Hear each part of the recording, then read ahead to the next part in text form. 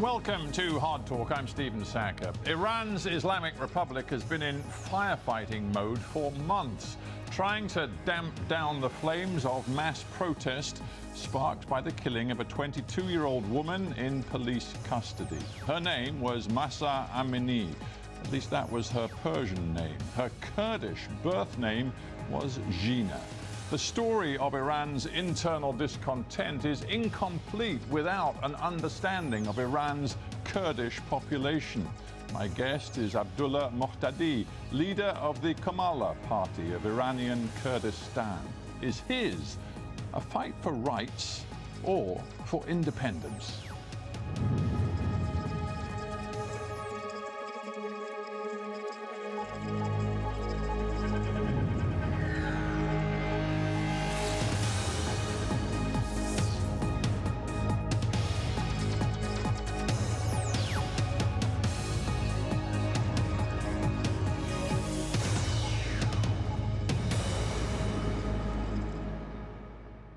Abdollah Mohtadi, welcome to Hard Talk. Thank you for having me. It's a great pleasure to have you on the show.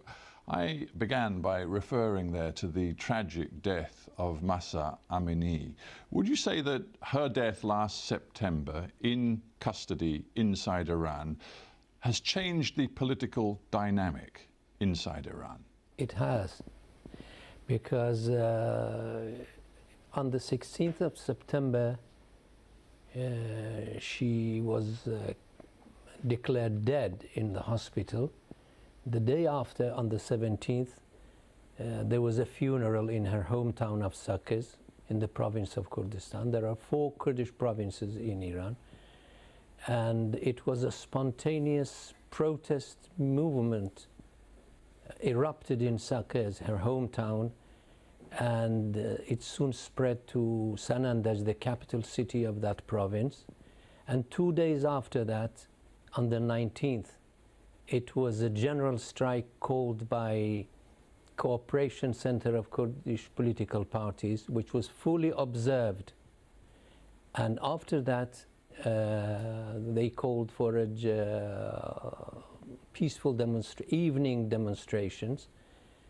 And it was a resounding victory, because in dozens of cities in all 4 Kurdish provinces, there was huge demonstrations that soon spread to all of Iran. Well, that is exactly what I wanted to pick up with you. So your contention is that it's very important to understand that the immediate response, the immediate public protest to what happened to Mahsa, and we could also call her Gina, her Kurdish name. Yes. It was very much a Kurdish response. It was.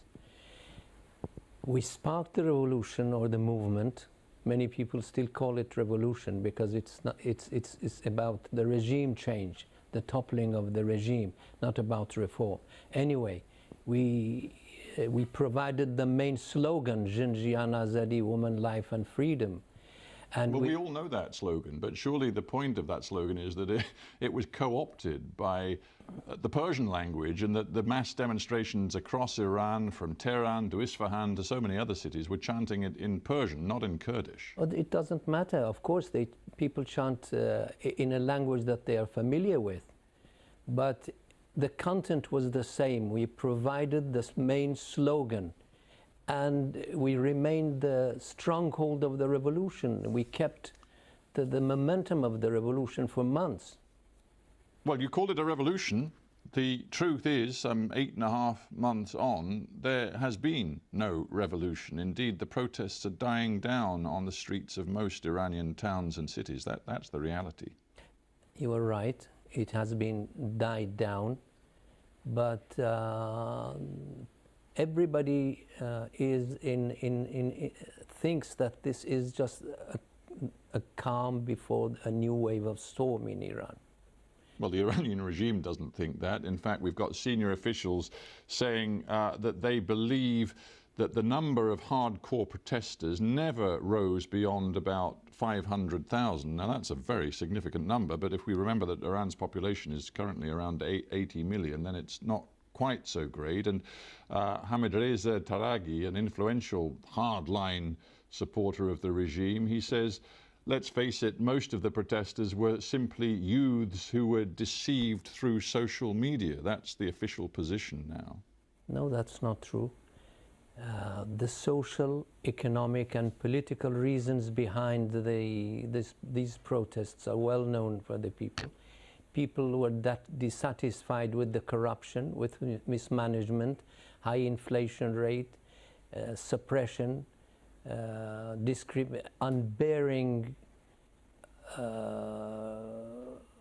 unbearable discrimination against women by imposing lifestyles to the young generation that they refuse to obey.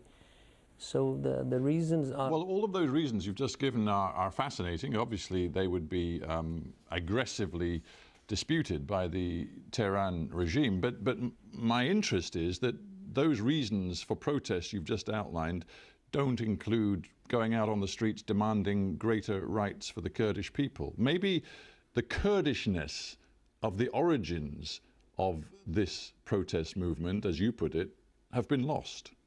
No.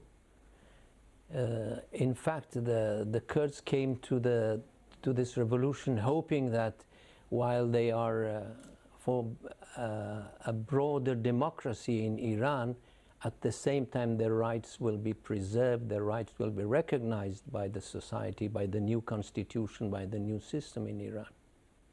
What you have said about the origins of the protest movement were taken on board by the Islamic Republic military forces, in the sense that they focused a lot of their most repressive activities on the Kurdish region, and indeed reached across the border into Iraq, where your Kamala party has its headquarters.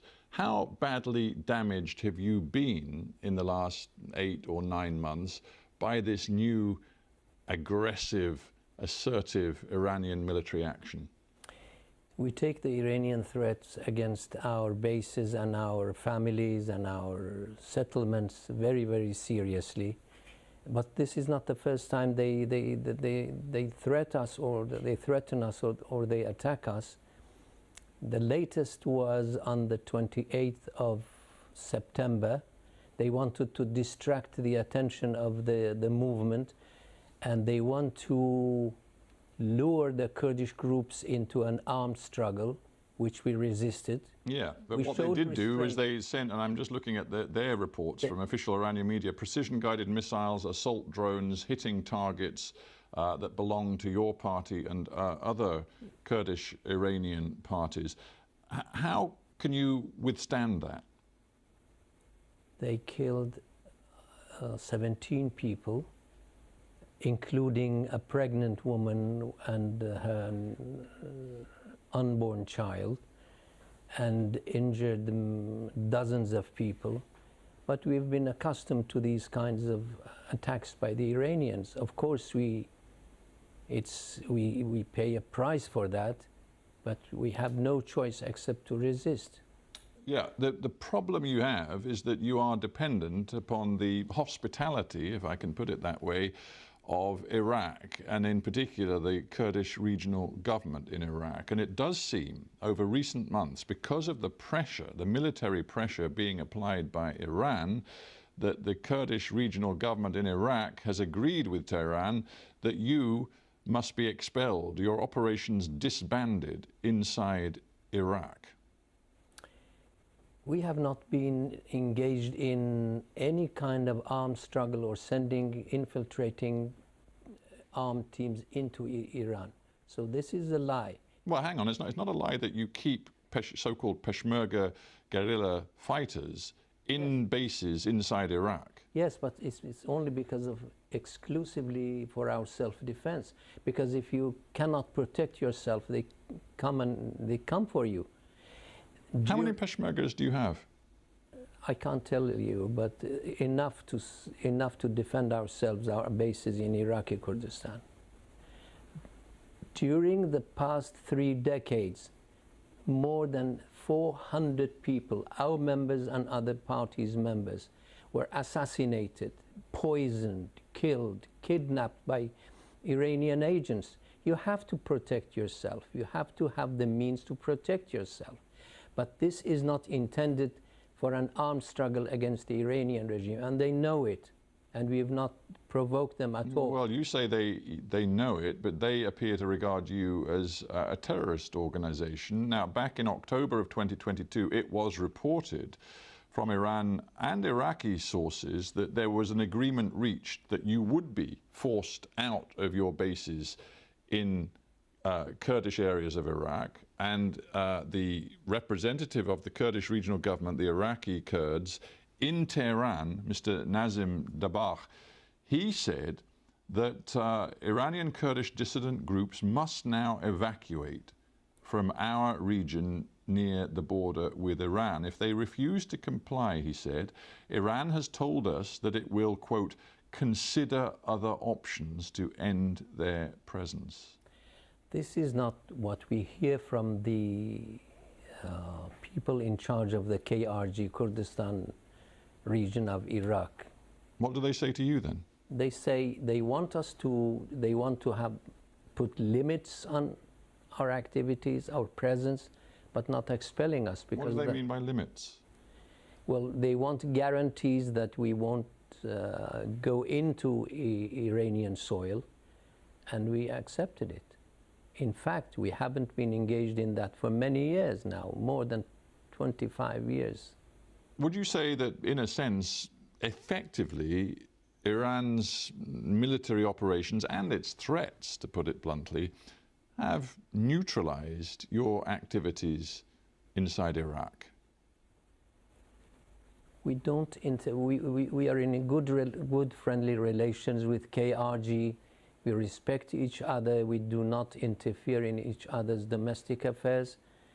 And we, as I told you before, we have not been engaged in any military or armed struggle against Iran for many, many years, even before these limitations. Mm-hmm. Let's talk now about the efforts that you have been involved with personally to create a sort of united front of Iranian opposition groups capable of presenting a coherent alternative to the Islamic Republic regime. Now, there was an agreement drawn up in the United States, in Georgetown, and you've become known as the Georgetown Group. It included not just your own Kamala group, but the group led by the exiled son of the former Shah of Iran, Reza Pahlavi, and a whole host of others with different political orientations, but all in exile.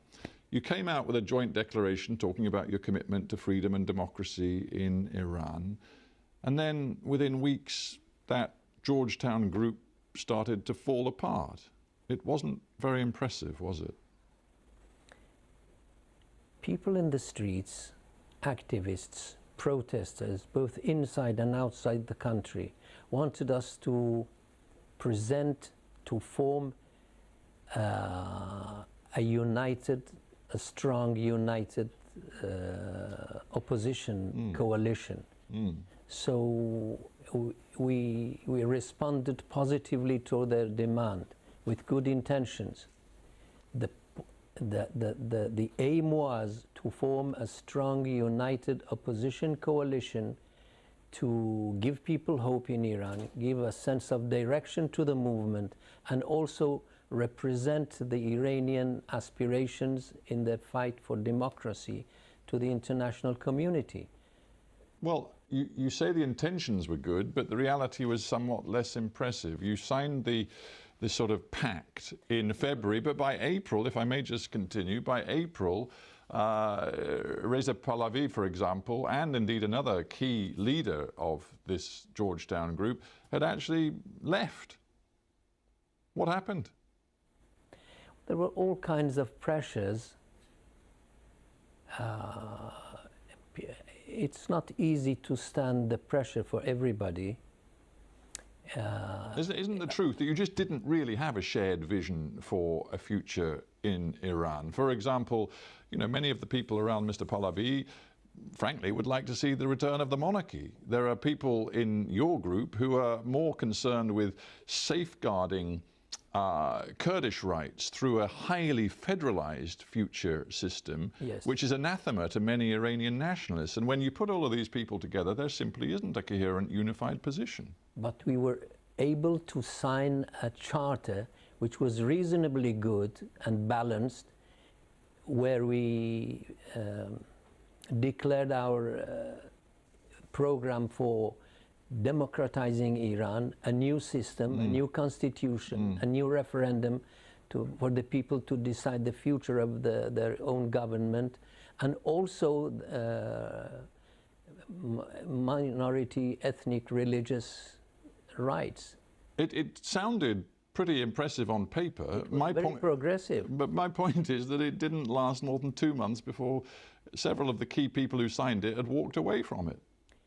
It's just not credible, is it? And Iranians, both inside the country and outside the country, see that in the end, the opposition remains divided. But the necessity for a united opposition is still there. And it's a burning question. You have to fight for that. Maybe one or two of your efforts fail or does not succeed as you want it. But the necessity is there, and the efforts should continue. One of the key questions of particular relevance to you in the Kurdish Iranian community is, what is your long-term agenda? Do you ultimately see yourselves as part of a federalized Iran, free, democratic, but with much of the power decentralized to your own particular region, in your case? Or is your long-term aspiration an independent Kurdistan? Historically, Kurds were denied the right to self-determination.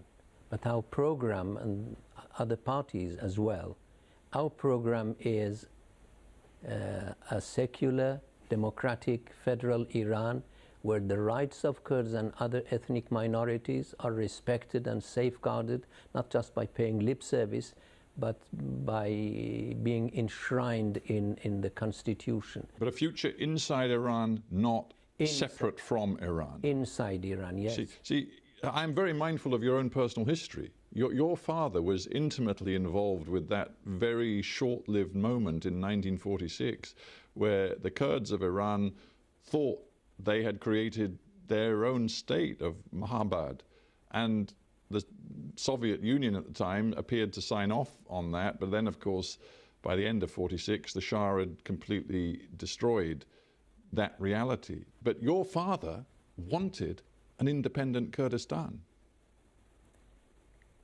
I do not deny the legitimate aspirations and dreams of the Kurdish people, and I don't decide for the future generations. But our program for the foreseeable future, for this generation, and we are responsible for this generation only, is a federal state where the rights of Kurds are preserved within Iran, within a democratic, secular Iran. That's a very interesting phrase you just used with me, for the foreseeable future. I wonder what Iranian nationalists, people who live far, far away from the northwest of Iran, from the Kurdish regions, what they would make of that phrase, for the foreseeable future. Because it sounds like it could be a recipe for long-term instability in Iran. No. You can, in fact, by respecting the diversity in Iran, diversity of ethnic and religious and cultural, linguistic diversity, in fact, you guarantee the territorial integrity of Iran. You guarantee that people live together. We have to accept each other. You have to strike a delicate balance between the aspirations and the rights of the Kurdish people on the one side, and at the same time you have to consider the concerns of other people in Iran, the Persian-speaking people, the people who live in Tehran and other cities. So I think respecting diversity is the key to stability in the future of Iran. Just one quick point on this broad coalition of exiled opposition groups that you say must come together to present an alternative vision of Iran's future. Can it include the son of the former Shah, Reza Pahlavi, whom some in your community accuse of basically having a prejudicial attitude toward the Kurds and their aspirations? And can it also include the Mujahideen al-Khalq, led by Maryam Rajavi, who many, both in Iran and in the West, regard as somebody politically beyond the pale? For Mujahideen Khalq, they have to accept and abide by the rules of democratic game in Iran. They have to open up to, and be ready to cooperate with others. But you would be ready to work with them, would you? Despite their reputation, despite all of the alliances that they formed in the past with Saddam Hussein, despite the allegations that they oppressed the Kurds of Iraq, you would consider working with the Mujahideen al-Khalq? I'm not sure that they will cooperate with anybody. Mm. And just a quick thought on Reza Pahlavi and whether he is a credible partner? He was considered a credible partner, but he quit. And I'm not sure that next time he will want to be included in any coalition. Let's just, before we end, talk about diplomacy. You spend a lot of your life on the road in Washington, in Brussels, in all sorts of political capitals, trying to rally support both for the Kurdish Iranian position, but also for the wider sense of an opposition to the Islamic regime. The Iranians say, actually, you have become a puppet of Israel, and that there is evidence that you send agents working for Israel to Iran on sabotage missions. Is this true? No, it's not true. The Iranian regime have always tried to portray the Iranian Kurds as violent secessionists, agents of foreign countries. This is a lie. And they accuse everybody, whoever is dissident, whoever has a critical point about the regime, as being agents of Israel and the United States and Britain, of course. Do you have any talks with Israeli officials? No. Never? Never. You never have had? No. At all? As far as I'm concerned, as far as I know. But what about other associates in your party, Kamallah? No, I don't think so. And just briefly on the United States, you were in Washington last October. You said, I am worried about the pressures that are exerted against us inside Iraq, and we've discussed that. And you said, I would very much like the United States to intervene. Really? You want US intervention? I mean, after everything that's happened in recent years? No. Let's be clear, not in Iran, not militarily. No, but even in Iraq, you want them to help you in Iraq, do you? I mean, how would that look to Iranians, or indeed to Iraqis? Yes, we need the international protection, because Iran is killing us, our families,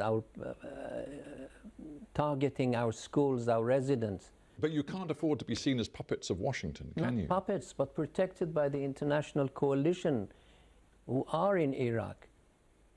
What's wrong with that? We have no other protection. And the KRG is not strong enough to protect us. So yes, we want the protection by the international coalition who are in Iraq. You are in the United States. You are a veteran of this diplomatic and political effort to change the reality in Iran. You've been at it for many years. You earlier talked to me about a revolution, but I said to you, well, it's a revolution that hasn't come to pass yet. Do you think it will come to pass in your lifetime? I hope so. I'm sure that we will be witnessing new and greater waves of protest, eventually a revolution. And I hope it will take place in my lifetime. Abdollah Mohtadi, I thank you very much for joining me on Hard Talk. Thank you. Thank you for having me. It's been a